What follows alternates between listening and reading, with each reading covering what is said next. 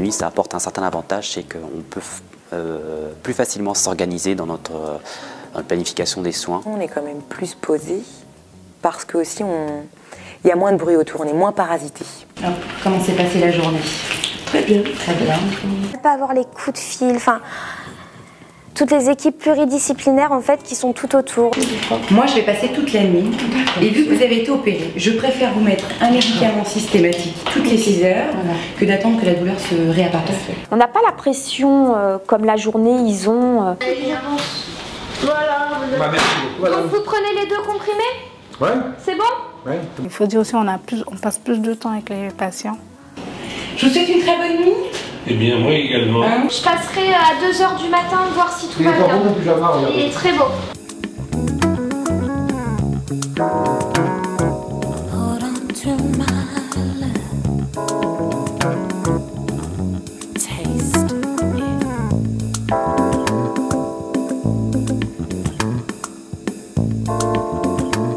C'est vrai que moi je sors du diplôme, et du coup je voulais gagner en confiance en moi. Une liberté d'action, et ça c'est important. Plus autonome, c'est aussi être un peu plus débrouillard. On est obligé de savoir juger la situation en fait, savoir si c'est quelque chose qui nécessite une réelle urgence, à savoir à ce que le médecin vienne, ou est-ce que c'est une urgence qu'on peut plus ou moins pallier. Ils sont facilement accessibles.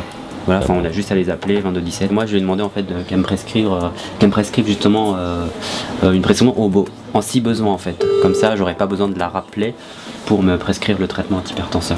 C'est souvent les mêmes situations qu'on rencontre ici, parce que c'est souvent les mêmes pathologies, c'est la même spécialité. Et je pense qu'avec l'expérience, c'est quelque chose qu'on acquiert assez facilement. C'est une alimentation qui sera posée demain à 5 h. Mais en fait, quand j'en ai beaucoup, je préfère m'avancer.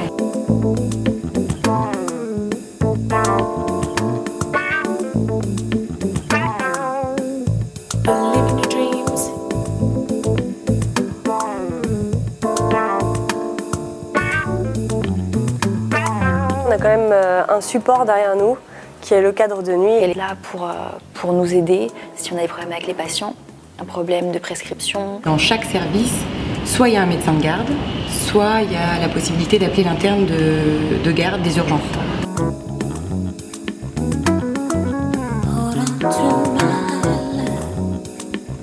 Il ne faut pas l'appeler pour du Doliprane, il faut l'appeler pour vraiment quelque chose de sérieux. Là, il était hyper tendu en fait à mon passage. J'ai contrôlé au niveau des 2 bras. Il avait à peu près 155,89 au bras droit et 148,07.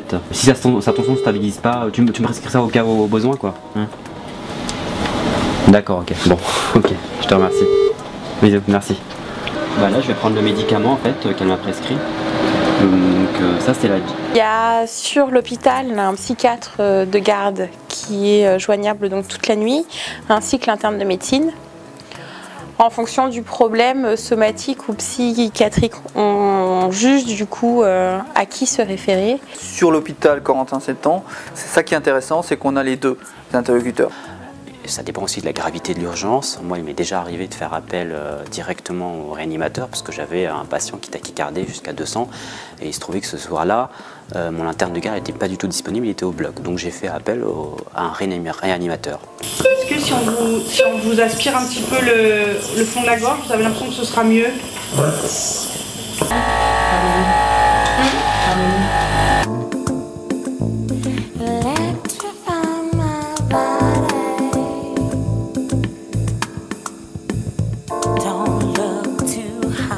Là on commence notre tour, il est 5 h 30 et en fait on va commencer toutes les 2. Comme ça on va pouvoir faire tout ce qui est soins de nursing ensemble et non pas toutes seules. De nuit en tout cas, moi c'est l'impression que j'ai eue par rapport au jour. Un vrai travail de binôme puisqu'on a plus de patients, puisqu'on est moins nombreux de nuit. Ça rassure toujours le patient de voir l'infirmière et l'aide-soignante, de passer un petit moment. Donc en général on fonctionne en binôme. Pour notre tour de 22 h, c'est agréable que l'aide-soignante puisse prendre l'attention. Parce que pendant qu'elle prenne l'attention, nous on peut faire nos soins infirmiers à côté. Par exemple les soins de nursing, C'est pas du tout facile de le faire seul, surtout sur un patient qui revient de réa, qui a les drains, qui a des perfusions. Quand il y a des prises de sang ou des traitements à donner, on n'y va jamais seul. On est toujours accompagné d'un aide-soignant. Une prise de sang qui paraît un acte assez simple à exécuter peut devenir très compliqué sur une personne très agitée. Je vais rentrer un peu dans la bulle de ce monsieur. Donc Steve, il est là en couverture pour vérifier que tout se passe bien. Je vais vous donner votre traitement. Vous pouvez tendre votre main, s'il vous plaît. Non, mettez comme ça. Mettez comme ça. Mettez la main comme ça. Tournez un peu. Voilà.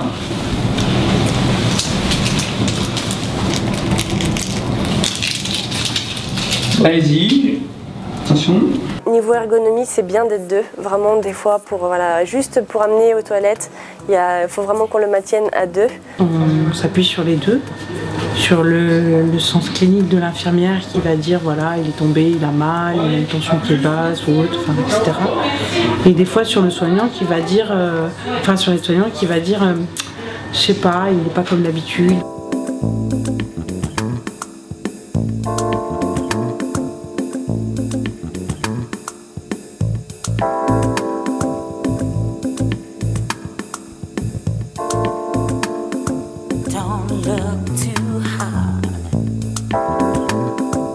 Believe in your dreams and make them real. Il y a quand même une réelle entraide quand même. Là, la collègue, il y a eu sa sonnette, la sonnette qui a retenti dans le service. On a été 3 à aller voir le patient, il n'allait pas bien. S'il y a un souci, on n'est pas toute seule. Mon patient a commencé à ne pas aller bien. Tout de suite, moi, j'y suis allée, mais mes collègues ont suivi pour venir m'aider. On peut appeler n'importe quel étage pour dire, voilà, on a besoin d'aide, est-ce que vous pouvez descendre? Les gens viennent en systématique. Un gros problème majeur, obligatoirement, tout le monde arrive. Il y a vraiment une solidarité. Je viens du service en face, de l'unité convention, on vient de finir. Mais apparemment, donc, ils sont un petit peu de soucis, une urgence imprévue, et donc ils ont eu besoin d'un coup de main.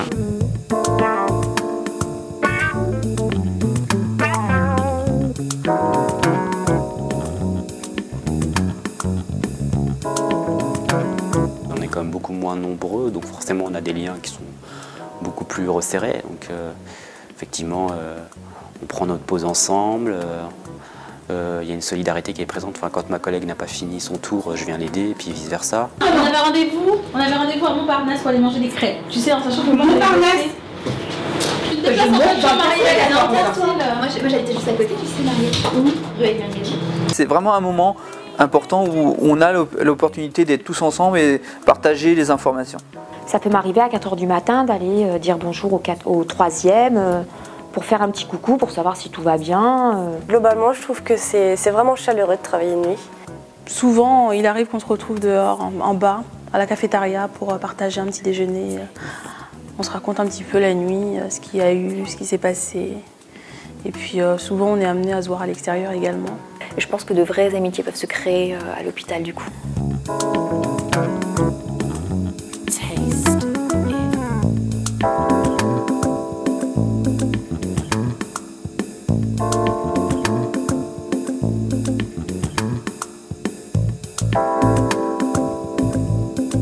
Il y a plein de soins techniques la nuit. En chirurgie, là, par contre, on va être plus sur, même dans la nuit, reperfuser, vérifier les sondes nasogastriques, les redons s'ils sont aspiratifs. C'est souvent des patients qui sont en retour de bloc ou retour de réa.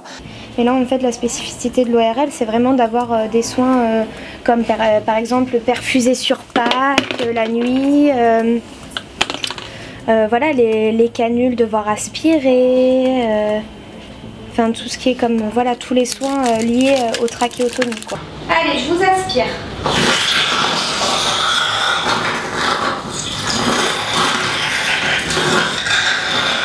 Par exemple, on peut avoir 4 personnes perfusées avec un sondage. Là, je suis rentrée en chambement, je veux savoir ce qui se passe. Elle dort, elle est calme.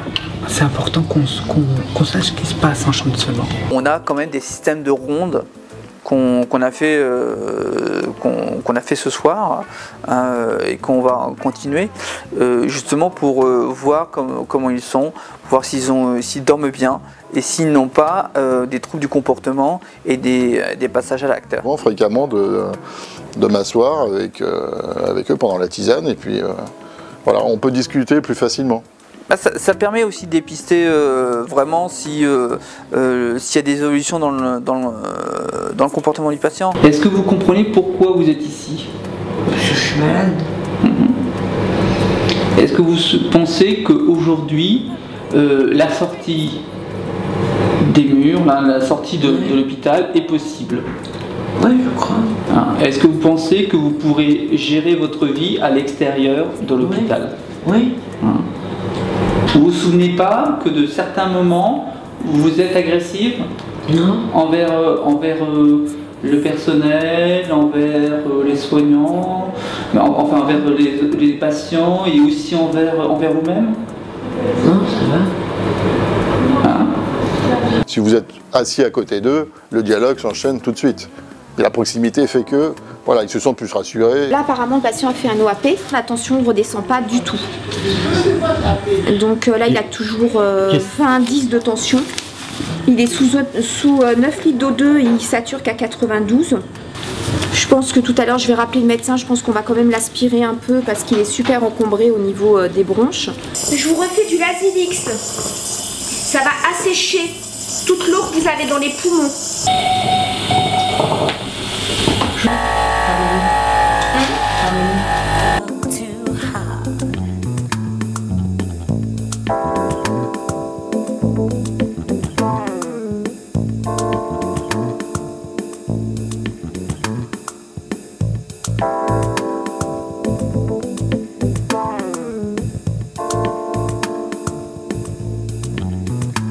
Il y a des diagnostics qui sont faits dans la journée, ou en tout cas des choses qui sont dites dans la journée par les docteurs, qui en fait mûrissent en fait dans la journée, et en fait toutes ces questions elles ressortent la nuit. Quelqu'un qui n'arrive pas à dormir parce que justement il y a ces angoisses qui sont persistantes.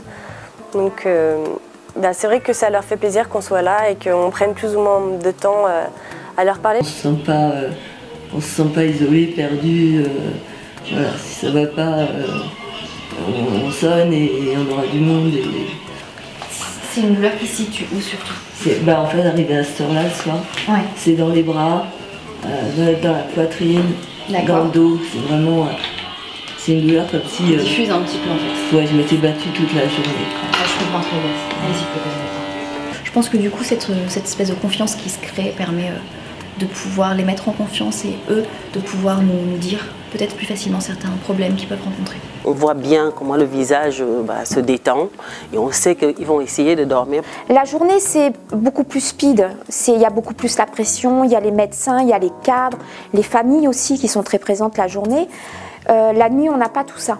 Une fois que le patient se sent en confiance, il sent une présence, et tout va bien au niveau du soin. Et on en a besoin, il y a moins de refus de soins, contrairement à la journée. Mais à la rigueur, peut-être pour la Vichy Saint-Yor, je pourrais peut-être voir si jamais vous n'avez pas assez dans la nuit, je pourrais peut-être voir si je peux en trouver à côté. Et nous, quand même, on peut prendre le temps justement de parler aux patients. Ils expriment plus facilement leur peur, leurs angoisses en fait, dans la nuit. Le patient en fait ne dormait pas. Je lui ai demandé pourquoi, qu'est-ce qu'il n'allait pas, et en effet là on a pu avoir un échange. En fait il a pu m'expliquer ce qu'il n'allait pas, et c'est vrai que là à ce moment-là on a le temps de discuter avec le patient.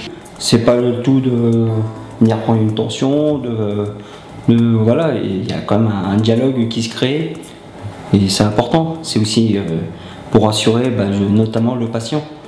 On voit tout, on règle tous les problèmes entre guillemets, y compris les petites anxiétés qu'on peut avoir, on en parle. Et à ce moment-là, la nuit se passera forcément mieux.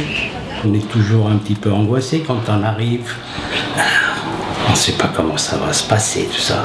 Mais chacun a son rôle. On vient tellement vous expliquer, on vient vous donner les conseils que vous voulez. Là, c'est plus de l'anxiété en fait. Voilà, et ils sont généralement traités pour ça aussi. Ils connaissent ma douleur parce qu'ils ont l'habitude et ils la comprennent aussi. Donc je sais que si je les appelle, ils seront au chevet. Toute infirmière, elle fait ce métier pour être au contact des gens, pour parler aux gens et être vraiment dans une relation d'aide.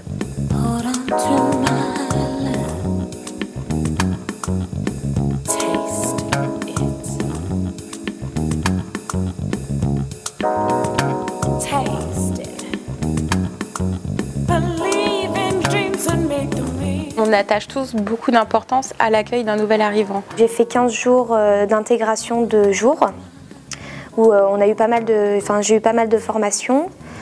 Et ensuite, après, j'ai été en intégration 15 jours de nuit. Quand on est jeune diplômé, quand on est jeune DE, ça permet de prendre confiance en soi et surtout de démarrer dans de bonnes conditions parce que finalement il y a moins de stress, moins d'angoisse de travailler la nuit. Ils organisent des formations pour la nuit, donc c'est-à-dire qu'en fait c'est organisé avant les heures de travail. Donc ça dépendra combien de temps, mais généralement c'est maximum 2 heures. Si c'est pour des formations qui sont beaucoup plus longues, en fait ils nous donnent une journée, ce qu'ils appellent la descente de veille. Donc en fait, si on devait travailler lundi, mardi et que la formation est mardi, le lundi on ne travaille pas et on a le temps dégagé pour se reposer. On a déjà des formations qui sont obligatoires. On a 2 ou 3 jours, ça s'appelle le passeport infirmier. Donc ça c'est super bien, c'est ce qu'ils ont mis en place, c'est très très bien. C'est 2-3 jours où il y a des ateliers sur des thèmes vraiment importants, la transfusion, les arrêts cardio-respi. Tout m'a plu en fait en premier poste, autant les soins que le relationnel, que les locaux.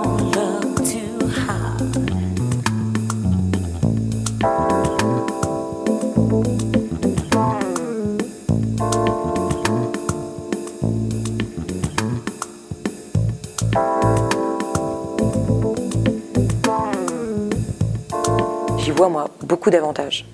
Déjà, le salaire, il est motivant.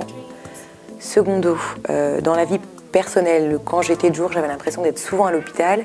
Et c'est vrai que quand on travaille de nuit, on fait des grosses semaines où on fait lundi, mardi, vendredi, samedi, dimanche. Et des petites semaines, mercredi, jeudi. Ce qui nous permet d'avoir quasiment un week-end, enfin, une semaine sur 2, un peu plus calme, de relâche.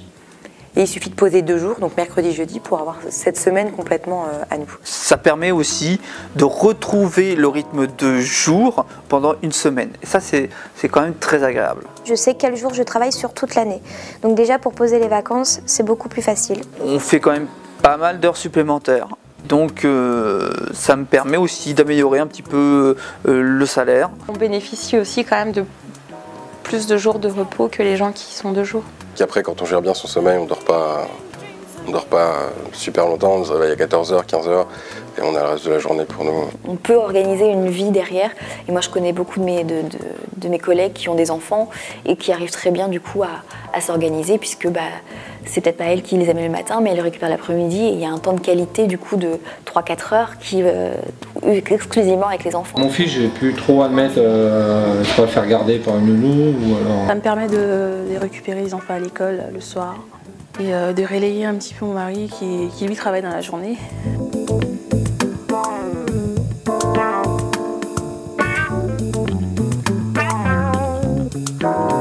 La nuit, il faut que ça soit un choix. Moi personnellement c'est quelque chose qui me convient. J'aime cette ambiance, cette autonomie. Moi j'ai l'impression d'avoir un petit peu plus de temps et de faire beaucoup plus de choses que quand je travaillais de jour effectivement. Cette fraternité entre guillemets qu'on peut avoir avec les collègues, ça me plaît beaucoup. Ce que je n'avais pas trouvé de jour, je l'ai trouvé de nuit. Le travail avec les aides-soignants, le binôme, et le relationnel avec les patients. Le contact avec le patient, qui est quand même différent. Il est quand même beaucoup plus détendu la nuit que la journée. Et puis la nuit, c'est... comment dirais-je ? Je sais pas, c'est magique la nuit, c'est un univers différent. C'est un autre univers en fait.